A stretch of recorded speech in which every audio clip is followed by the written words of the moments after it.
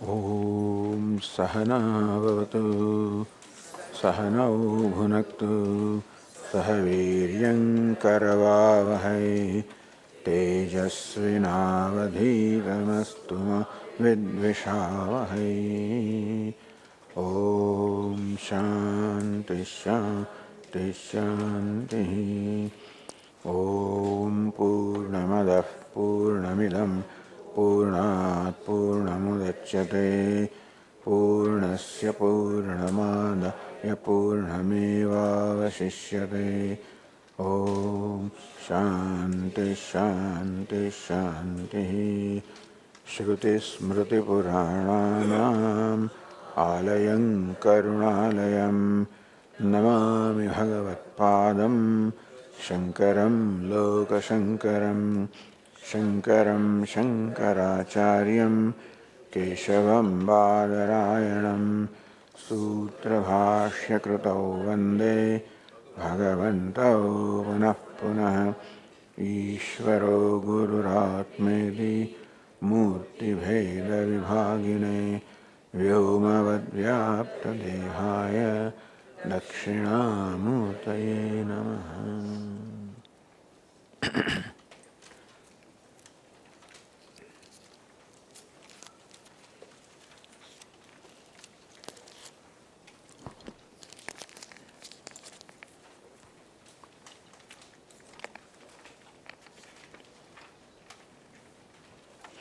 As we've been discussing, the first mantra of this Upanishad gives us the vision of life, and as Bhashyakara explains, it is for the full-time pursuit of knowledge, for the Sankhyas, for the Sannyasis. The second mantra gives us the way of life, which is the Karma Yoga, a way of life which prepares an aspirant for the knowledge which is revealed in the first mantra. Third mantra is the Ninda, censure of Aviveki, which is the purpose is to praise the Viveki and the Jnani.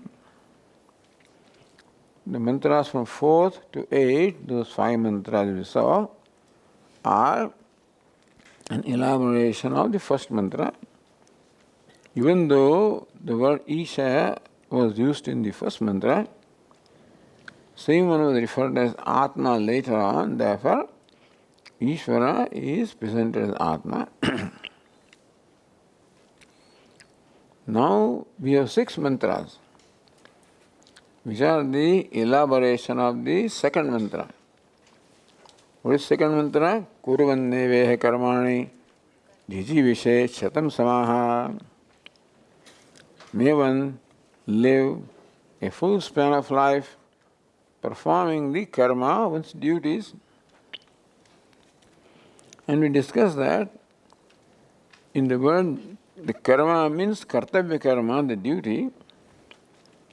And duty always involves a sense of gratitude for returning the favor.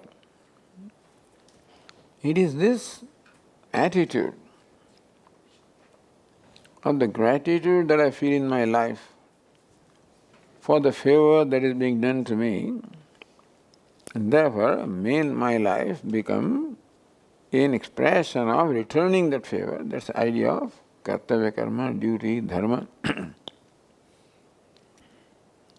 Now that karma is now elaborated in the 6 mantras that we will see, from 9 to 14 in these 6 mantras.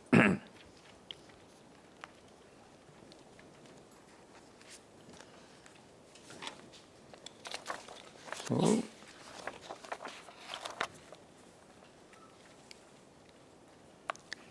page 8 in our booklet.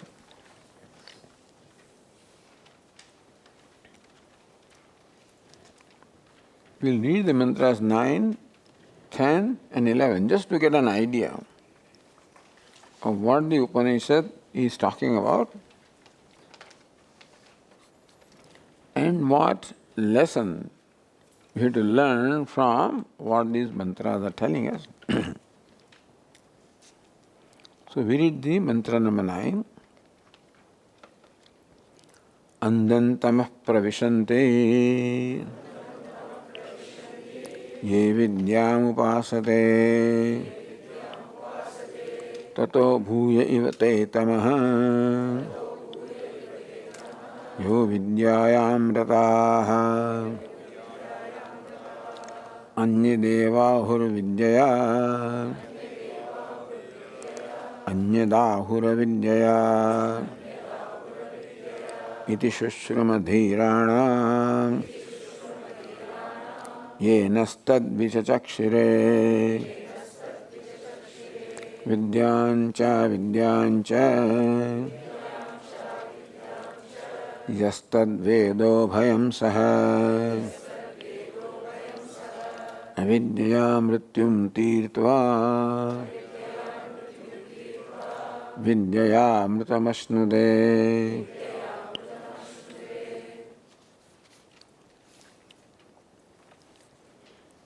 The reason why we recite these mantras, and we'll see the translation,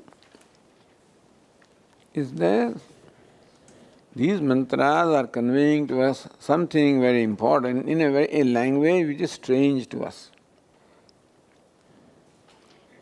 The 9th mantra says, Andan tamaha pravishanti ye avidyam upasate. Avidyam upasate, those who worship ignorance. Te andantamah pravishanti, enter blinding darkness. All these things are new to us. What is blinding darkness? What is practicing avidya? Ye avidyam upasate. Those who practice ignorance, te andantamah pravishanti. Tamaha is darkness.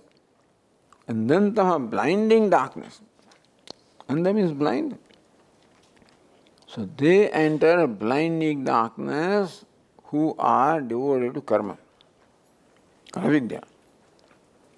Tato bhuya ivete tamaha yo vidyayam rataha. On the other hand, those who are devoted to vidya, those who are devoted to avidya enter blinding darkness after leaving this world, and those who are devoted to vidya enter even greater blinding darkness. Very strange. Meaning here both are condemned. There is ninda of avidya as well as vidya. Being devoted to, preoccupied with avidya, you enter blinding darkness. Being preoccupied with vidya, you enter further blinding darkness. So avidya will be explained as karma, and vidya will be explained as upasana. So those who are devoted to karma enter blinding darkness. Those who are devoted to upasana enter even more greater blinding darkness. Thank you. Then you need not do anything. After all, I am going to enter darkness only. What so? Let us give up both. So to give us a little understanding of what is meant by this, the next mantra says, Anyadeva ahuhu vidyaya, anyat ahuhu avidya. Vidya, by vidya or upasana, anyat, they gain one phala. They get one phala, outcome, reward, advantage by vidya or upasana. Anyat ahu avidya, by vidya, by karma, they get different result. So vidya gives one result, avidya gives another result. No, there cannot be ninda for something that is meaningful. Avidya also has an advantage. Vidya also has an advantage. So both of them are useful to human beings, and what is useful should not be condemned. and cannot be condemned.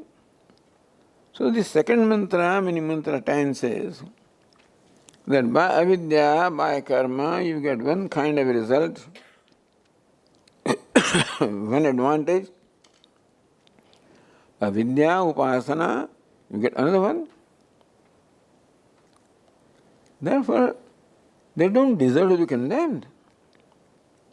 They deserve to be praised. Is it not so? When both of them provide something, both of them beneficial to human beings, what is beneficial should not be condemned. So this is a very strange way of Shruti communicating something to us. In the 9th mantra said that Vidya also is condemnable, avidya is also condemnable. Next mantra says, but by Vidya you get this benefit, by avidya you get another benefit. So really nothing should be condemnable. So what's the benefit? The 11th mantra says, Vidyam cha avidyam cha yastad veda ubhayam saha. Those who practice both Vidya and Avidya, Avidya mrityum tirtva, they cross mrityu or death by Avidya. Vidya amritam ashnute, and by Vidya they attain amritam, immortality. These things have in fact created a lot of debate, lots of interpretations, these mantras. And therefore, this Ishavasyopanishad perhaps has the greatest number of commentaries and is looked upon as an Upanishad most important as far as practical life is concerned.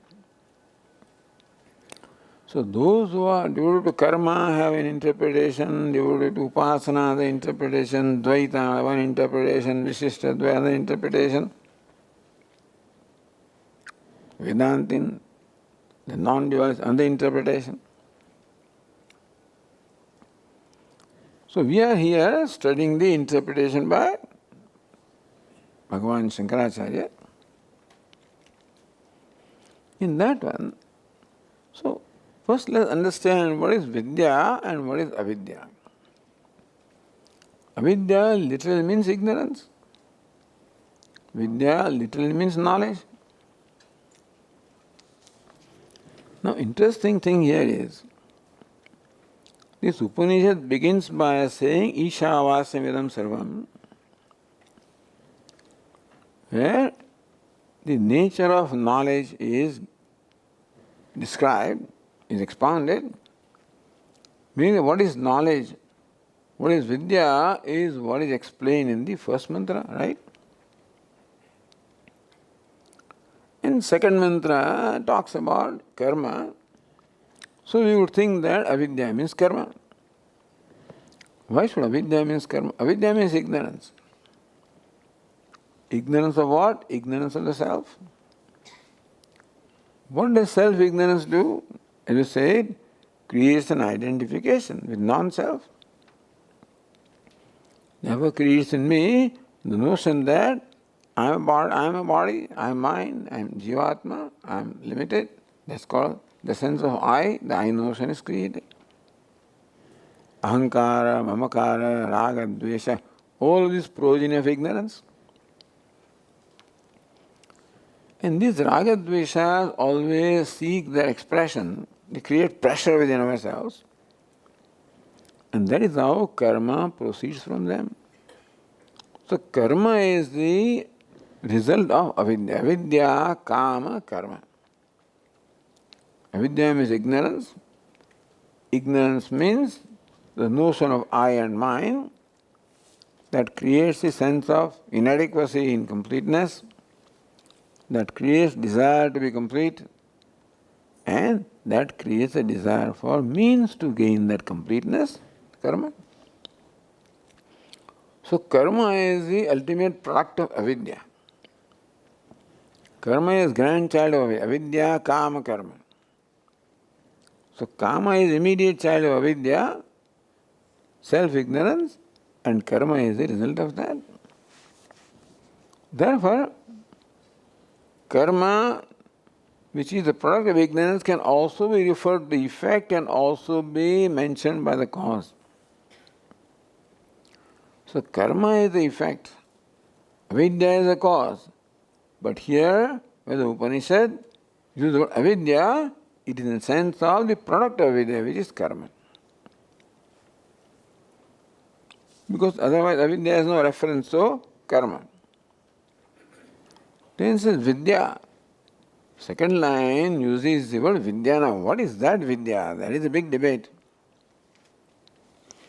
The only vidya talked about here is Brahma Vidya.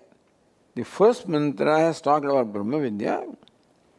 Second mantra talks about karma.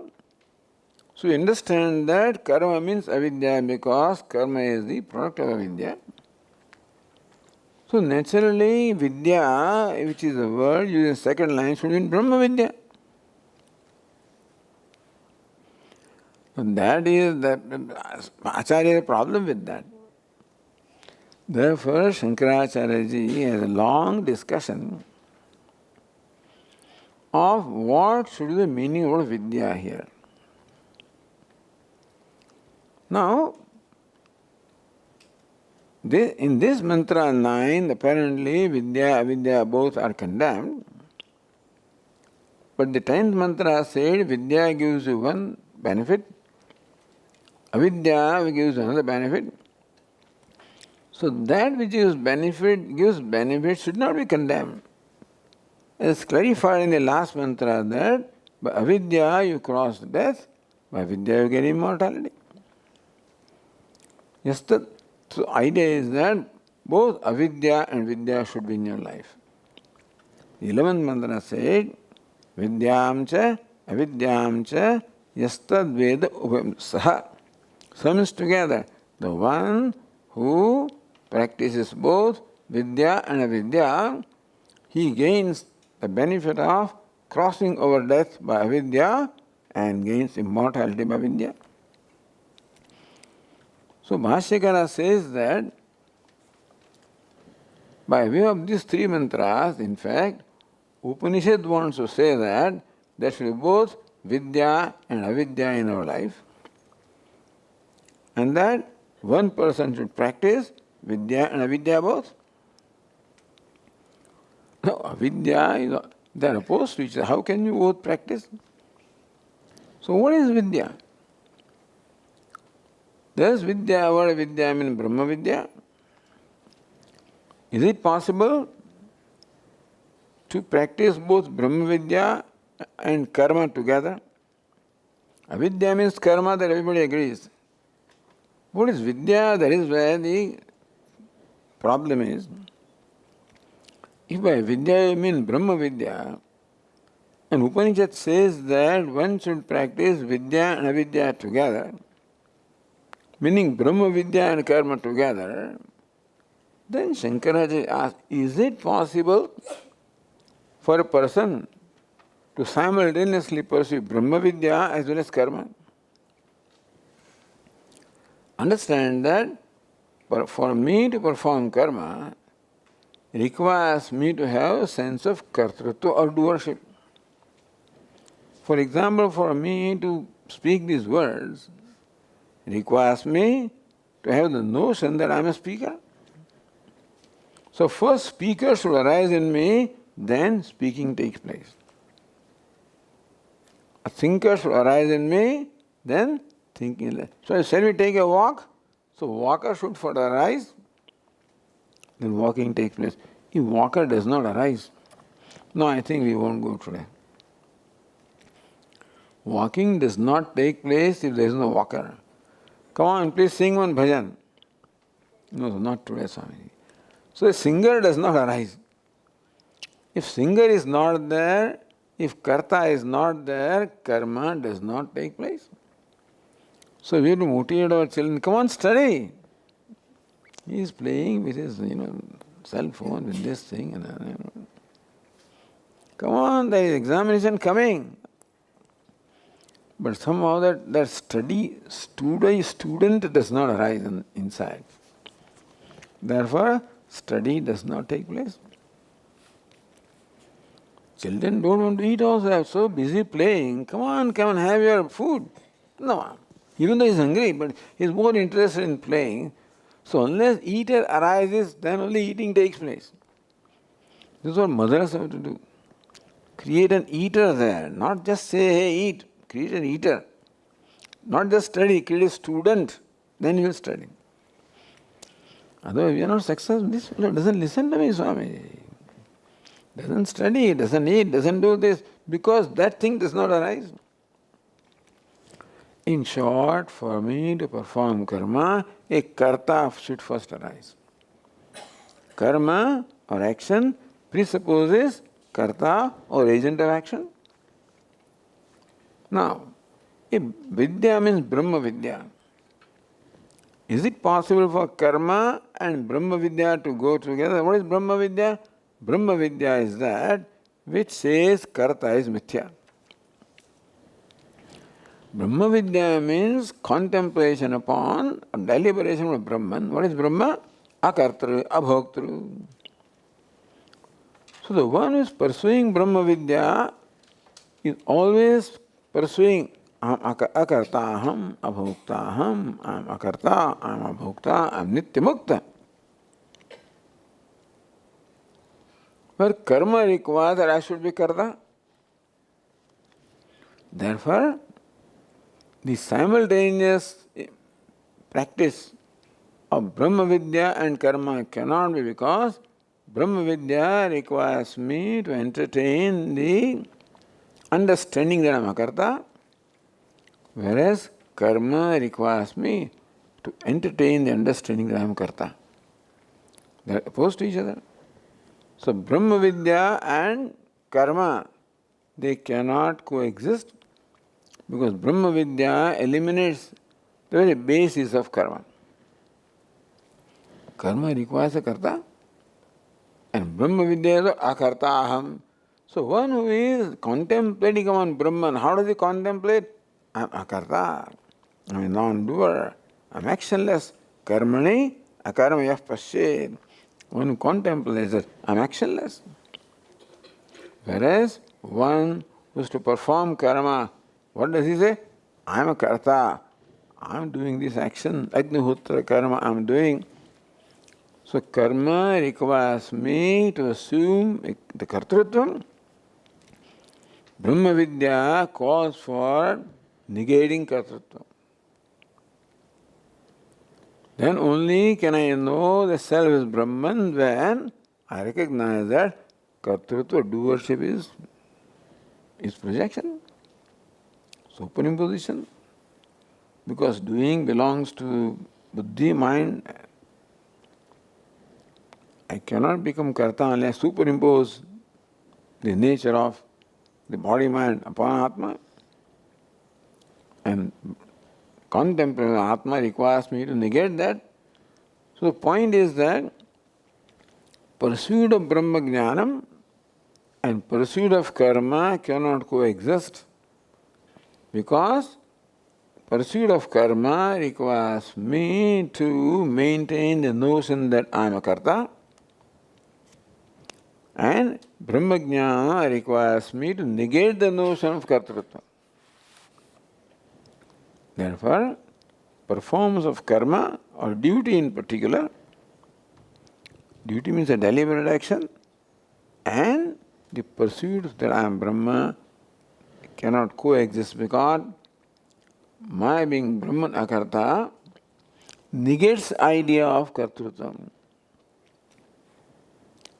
Therefore, if Vidya means Brahma Vidya, Upanishad says that avidya and Vidya should be practiced together, then if that word Vidya means Brahma Vidya, which requires me to negate the sense of doership, and performing karma, which requires doership, they cannot coexist. Therefore, Bhashyakara says, word Vidya cannot mean Brahma Vidya. Now, that is, you need a great justification, because no other Vidya is mentioned here. The only Vidya mentioned here is Brahma Vidya. And for you to prove that even when Upanishad uses the word Vidya, it doesn't mean Brahma Vidya. You have to justify that explanation. Therefore, Bhashyakara undertakes a long discussion to show that they are not compatible. Brahma Vidya and karma are not compatible. Just as darkness and light are not compatible. They cannot coexist. Karma requires kartritva, which is product of ignorance, and Brahma Jnana requires the contemplation of akarta atma. Therefore, these two mutually exclusive things cannot coexist. Therefore, word Vidya here cannot mean Brahma Vidya. It is very bold. Only Vidya mentioned here is Brahma Vidya. Understand that, On the face of that, for you to claim that Vidya does not mean Brahma Vidya, people are not happy with Bhashyakara when he has this kind of views. We seem to contradict the general convention, that you must pursue both. So then what is the meaning of Vidya? It's not Brahma Vidya. Then Bhashyakara says Vidya also is used in the Vedas sense of upasana, mental worship. Karmana pitrulokaha vidya devalokaha. Vidya means meditation upon devata. Upasana or meditation upon devata is called vidya. So the dhyanam or the meditation that this scriptures prescribe is meditation upon a devata. Meditation of Ishvara. Saguna Brahma. That's the usual meaning of the word meditation or upasana here. Although there are a million kinds of meditations in the world now, but in the Vedic context, Vidya or meditation was used in the sense of mental worship of Ishvara. Meaning that according to them, when you maintain your mind a flow of your Ishtadevata, whether it is Lord Shiva, Lord Vishnu, Lord Krishna, Devi, who Ishtadevata is? Ganapati. Maintain that flow of thought is called upasana, meditation. Therefore, the word Vidya here should mean upasana because that alone is compatible with karma. Upasana means meditation. It is also mental karma. When it's Om Namah Shivaya, Om Namah Shivaya, Om Namah Shivaya, Om Namah Shivaya, then also I am performing an action, a mental action. So just as for me to perform the puja, a physical action requires me to maintain the notion of doership, so also for me to say Om Namah Shivaya, mental action also requires me to maintain the notion of doership. Both are karma. One at the physical level, other at the mental level. But the karma nevertheless. And karma calls for a sense of kartrutva or doership.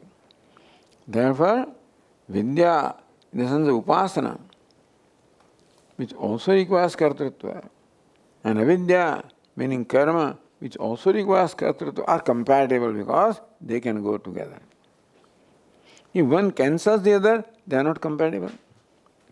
Cat and mouse cannot be in one place because one cancels the other. Darkness and light cannot be in one place because one cancels the other. So the Brahma Vidya and karma cannot be in one place because Brahma Vidya cancels the basis of karma. Therefore, with elaborate discussion, Bhashyakara establishes that the word Vidya here means upasana or mental worship. Then there is a compatibility between Vidya and avidya or karma. If Vidya were to mean Brahma Vidya, there is no compatibility. Therefore, the word Vidya is upasana, which not come as yet, the point. But then we should think that Kurvannevehe karmani jijivishe shatam samaha. When second mantra told us that one should desire to live a full span of life, performing karma By that word karma we should understand both the karma, physical karma, as well as mental karma, upasana. So second mantra says that we should spend our life worshipping Ishvara. Both are means of worshipping Ishvara. The word karma is used in the sense of means of worshipping Ishvara. Karma means performing your duties or physical actions in the spirit of worshipping Ishvara. Upasana means performing mental action in the spirit of worshipping Ishvara. So worship of Ishvara is the common aspect of both. Meaning that the Upanishad says that the life should be worshipful. Puja Swami says they should be a prayerful person. Call it prayerful, call it worshipful. Bringing Ishvara into our life. Meaning that Ishvara must occupy a central place in our life. Ishvara should become the very focus, center in our life. Then only someday you will discover Ishvara as yourself. In order to discover the oneness or identity of Ishvara, the first step is to worship Ishvara. Second step is to know Ishvara. So knowledge of Ishvara becomes possible when my mind is tuned to Ishvara. For knowing anything, you must tune to that. For knowing small atomic entities, you use a microscope. So that you tune up with that little subtle thing, then you know that. For knowing something very far away, you use what? A telescope.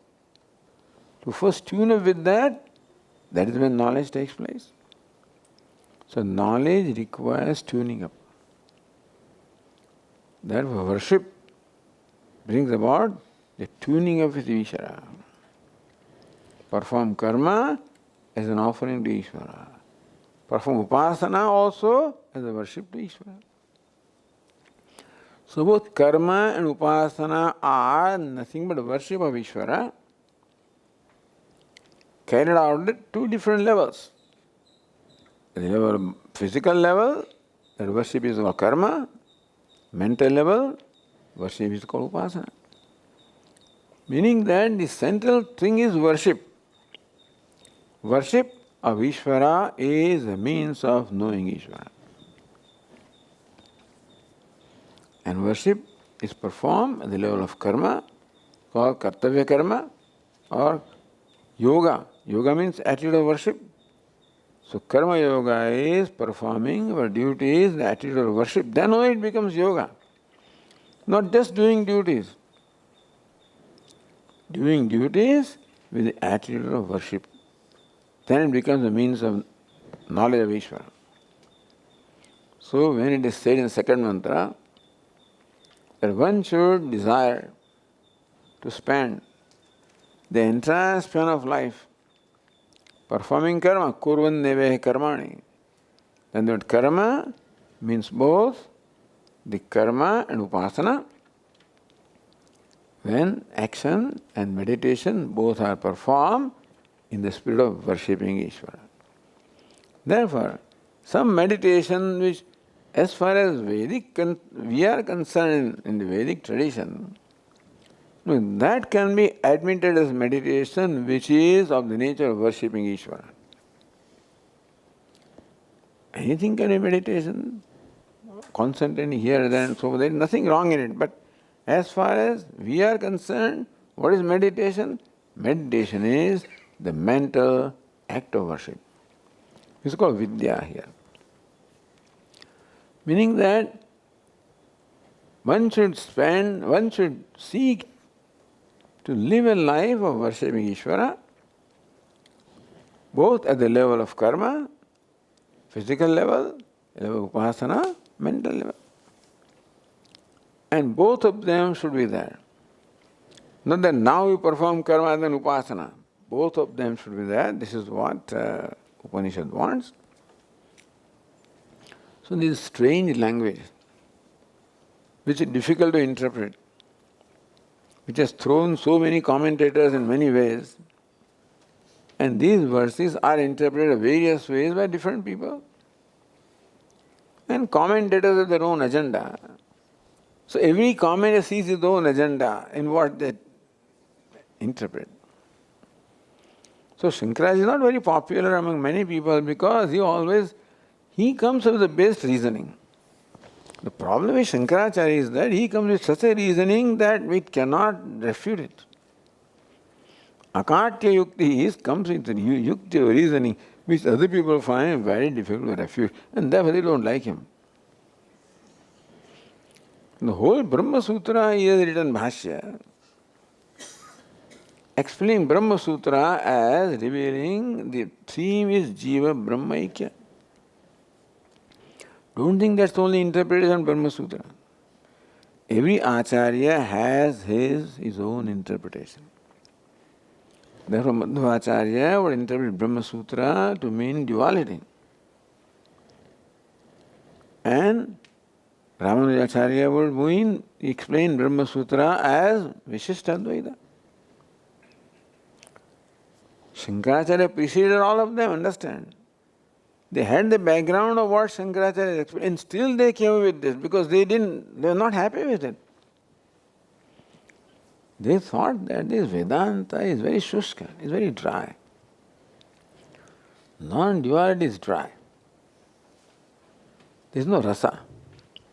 Rasa is in worship. Worship requires, you the worshipper and Ishvara the worship, then only there can be worship, there can be rasa. So Shushka Vedantins are very branded as dry people.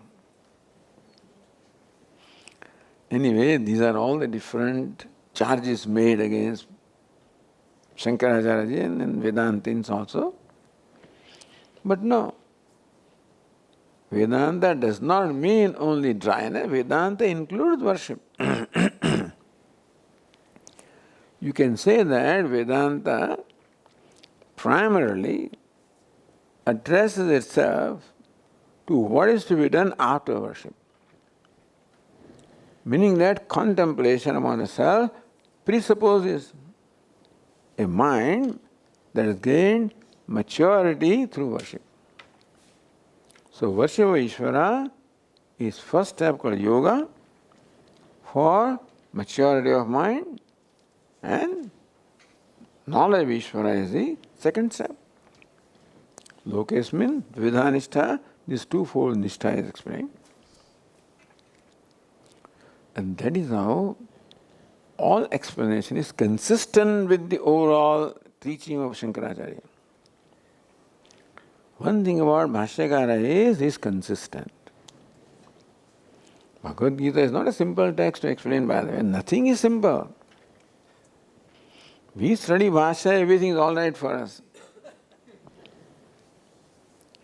But if you take that text, then we find Bhashyakara very often falling into long discussions. Because these texts do not lend themselves to one simple explanation.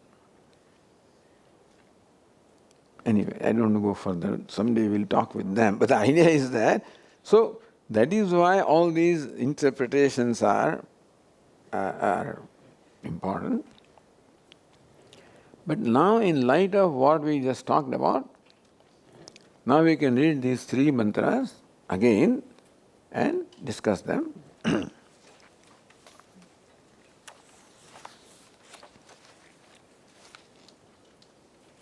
So let us read the mantra 9. Andantamah pravishante ye vidyamupasate tato bhuya ivate tamaha yo vidyayam rataha. Ye avidyam upasate te andantamah pravishanti. One te should be added. Ye avidyam upasate. She translates those who worship. Avidya means karma. We said avidya, kama, karma. Avidya, self-ignorance, is a cause that creates, number one, a sense of inadequacy or incompleteness within myself. That creates a desire to become complete, and that prompts karma to fulfill the desire. So see what ignorance does in our life. Again, to repeat. As Vedanta explains ignorance, self-ignorance is not merely absence of knowledge that I do not know myself. Usually ignorance means I do not know something. I do not know Chinese language, it's called ignorance of Chinese language. But here, self-ignorance is not merely not knowing the self, but then knowing it wrongly. This is the most dangerous part. The part that really is most hurtful, dangerous, hurtful, is not only that I do not know myself. That may not have been so bad, but that I take myself to be contrary to what I am. This is the, what shall I say, Ishvara has done that job, put us on a trip. Therefore, as we've been saying, by default, we are born with ignorance, means that we are born with false notions about ourselves. What's the notion? I'm a karta, bhokta, jivatma, limited, one among countless, confined to this body, mind, sense complex, and they were extremely limited, they were incomplete, inadequate, lacking, wanting.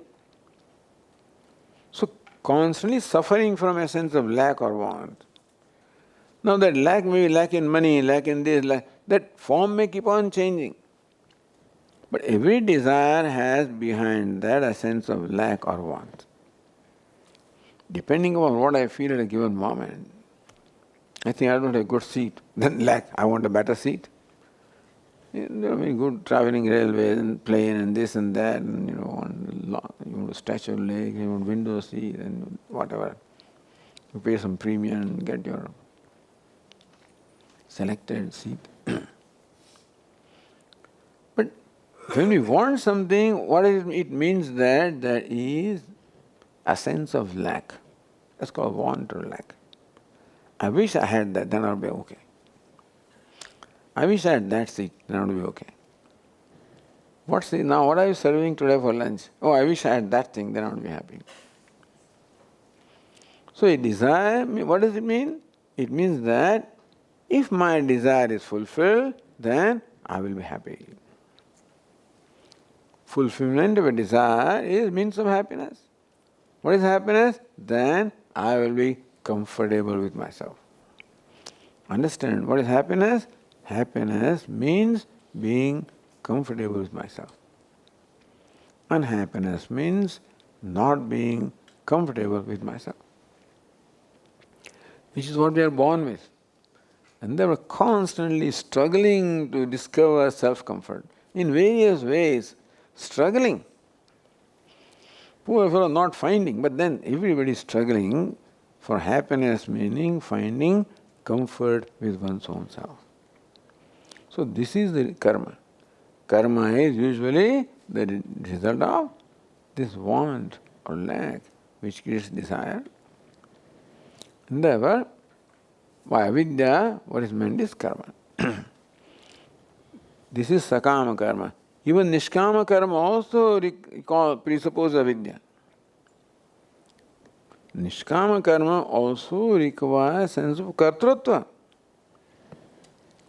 So not only sakama karma is result of desire, nishkama karma also I can perform when I am a karta to begin with. So nishkama karma also presupposes kartrutva. And kartrutva is result of ignorance. So here by avidya is meant ignorance in the form of kartrutva, not ignorance in the form of desire. So, anantamah pravishanti ye avidyam upasate. Those upasate. How can you upasate means worship. Those who worship karma. Meaning what? Those who are devoted to karma. Those who are given to karma, all the time doing, performing actions. Here, the Vedic actions. They enter blinding darkness after departing from this body. Now, blinding darkness, we need not interpret as anything. It's some undesirable result.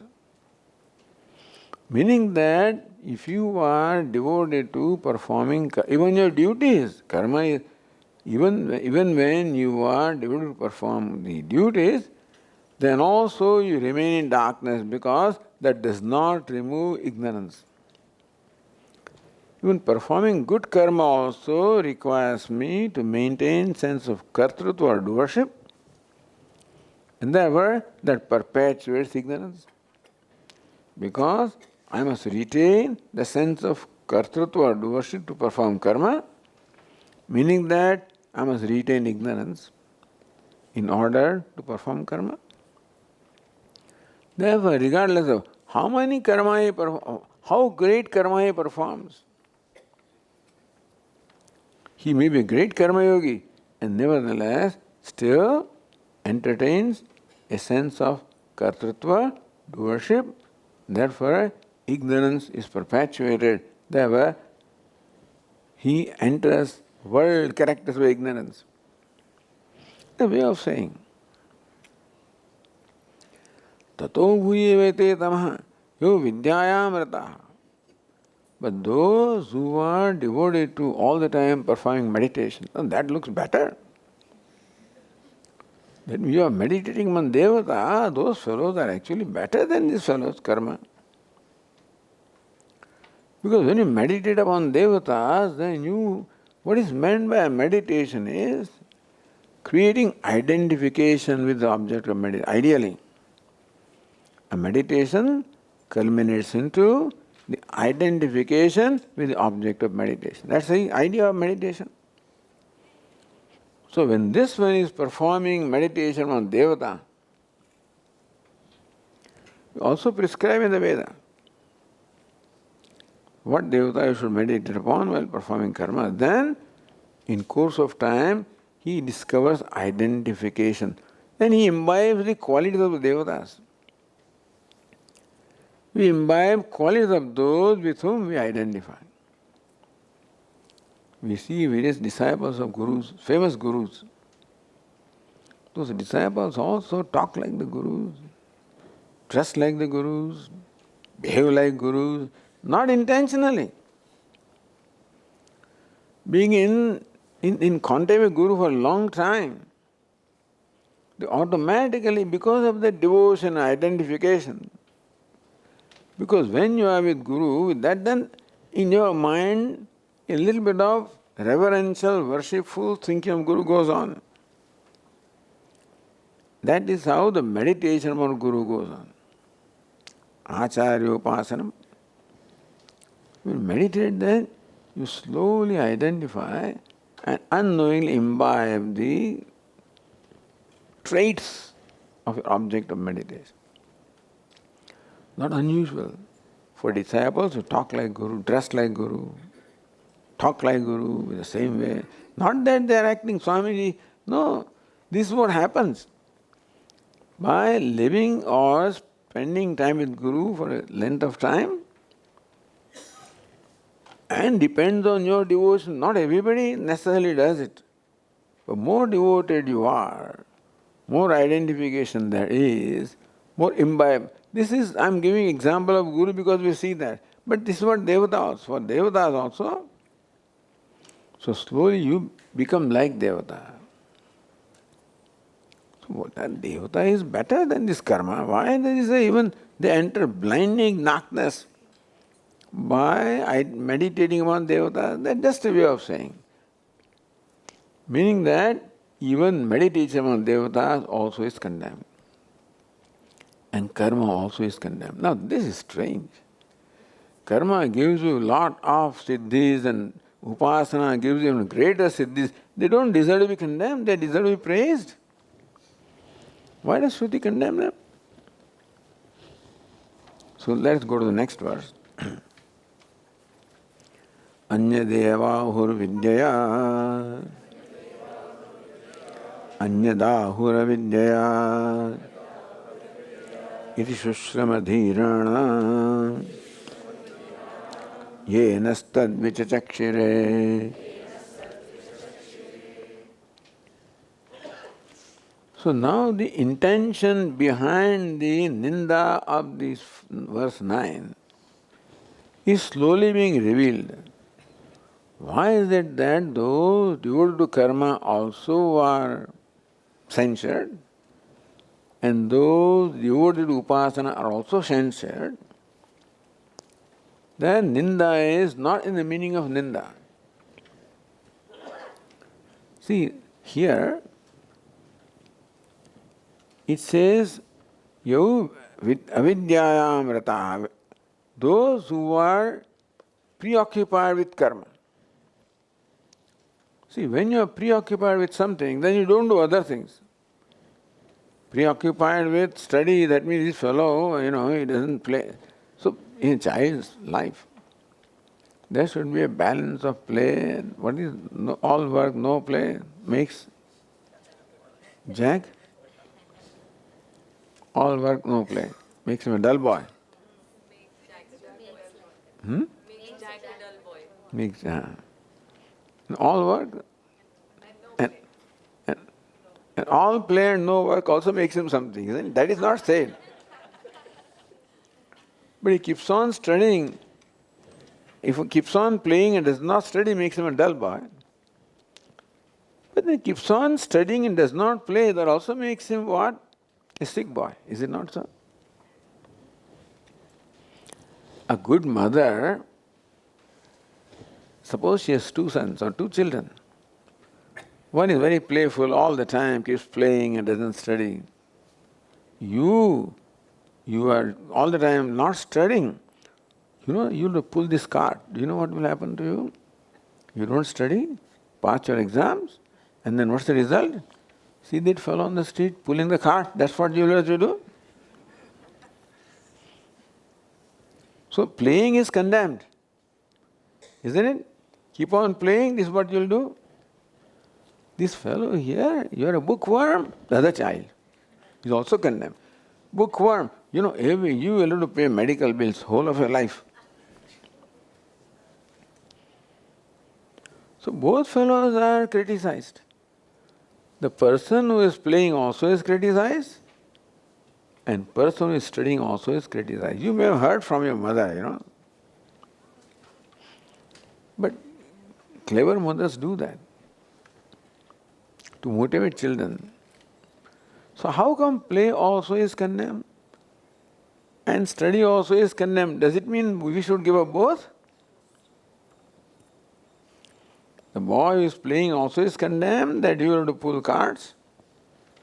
Boy is studying also is condemned because you have to pay all the time medical bills. Bookworm, that's what we told. That means, good ma'am, I will not play and I will not study. Because both are condemned, is it not? But you see, when only play is condemned, it is not play that is condemned. When he is only playing, then he is ignoring studying. The ignoring the study is condemned. Outwardly, it looks like the boy who is playing is condemned, but what is really condemned is that he is ignoring his study. Therefore, the ignoring, not doing something is condemned. Not what is. So, while we condemn this boy for what he is doing, in fact we are condemning for what he is not doing. You understand this? That's what mother says, hey, go and study. Because why you keep on playing? Not she doesn't want him to play, he wants him to study. So play is condemned so that he will study. And this fellow is studying. Go and play outside. Looks like she doesn't want him to study. No. So only play is condemned because study is ignored. Only study is condemned because playing is ignored. Because mother wants both a judicious combination of play and study. Isn't it? While eating, food also, Children, we like certain things.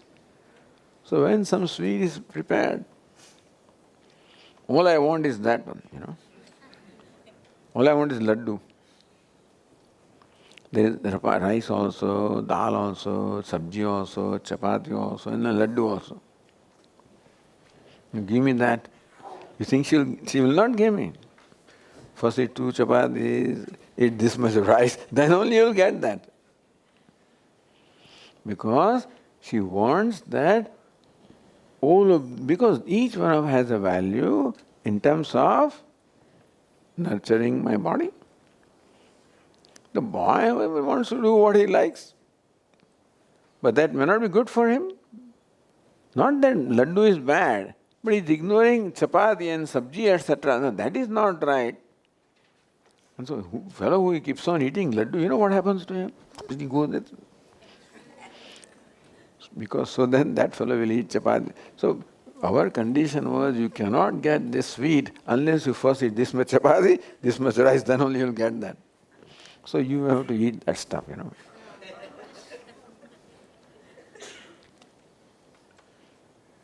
This is called samuchaya. Samuchaya means that you have to do both. You must do, this is called samuchaya or the saha anushtanam, or the combination of both must be there for a healthy growth. So Upanishad desires that there should be a healthy spiritual growth in the life of an aspirant, where karma contributes to some kind of a growth and upasana contributes to another kind of growth. We have an active personality which also needs to grow. We have an emotional personality that also needs to grow. Then comes the contemplative personality. 3 things are there: the body, the mind, and the intellect. So that is why they say that before you devote yourself only to pursuit of knowledge, which is intellect, you must gain emotional maturity, meaning the mind also should become mature. And for the mind to become mature, that active personality also should become mature. Active personality, emotional personality, and intellectual personality. So karma is for the maturity of active personality. Not just activity. A well-focused, well-directed activity. That's why it's called yoga. So karma, when performed with the spirit of yoga, matures your active personality in the direction of worshipping Ishvara towards moksha. Upasana is for emotional personality, so that growth also is required. Therefore, both of them should be there. Therefore, when karma is condemned, it's not karma that is condemned. This fellow, karma, avidyam upasate, he is just preoccupied with karma, means you are ignoring upasana. So it is not performed karma that is condemned, it is the negligence of upasana that is condemned. So it is not performed upasana that is condemned, it is the neglecting karma that is condemned. So understand this. What is condemned? Looks like the fellow who is devoted to upasana goes to blinding darkness. But when he devoted to upasana, meaning he is not doing karma, not performing his duties. And therefore he misses out on what those duties would have to contribute. And only duties, doesn't do any worship. He is also condemned because he is deprived of what the upasana or worship would contribute. So this is the idea behind the apparent condemnation of karma and upasana both. Because ye avidyam upasate, those who are devoted to karma, which means what? They are ignoring upasana. Vidyayam vrataha, when preoccupied with upasana, that means they are ignoring karma. So they are condemned not for what they are doing, they are condemned for what they are not doing, which they should have been doing what they're ignoring. This has to, otherwise you can't understand these things, these mantras, So when this is clear now, then next mantra tells us what is the benefit of karma, what's the benefit of upasana, that we'll see in the next class. Om Purnamadah Purnamidam Purnat Purnamudachyate Purnasya Purnamadaya Purnameva Vasishyate. Om Shanti Shanti Shanti. Shankaram Shankaracharyam Keshavam Badarayanam Sutra Bhashya Krutau Vande Bhagavantau Punah Punah Ishvaro Gururatmeti Murti Bheda Vibhagine Vyomavad Vyapta Dehaya Dakshinamurtaye Namaha. Om Shanti Shanti Shanti. Hari Om. Shri Gurubhyo Namaha. Hari Om.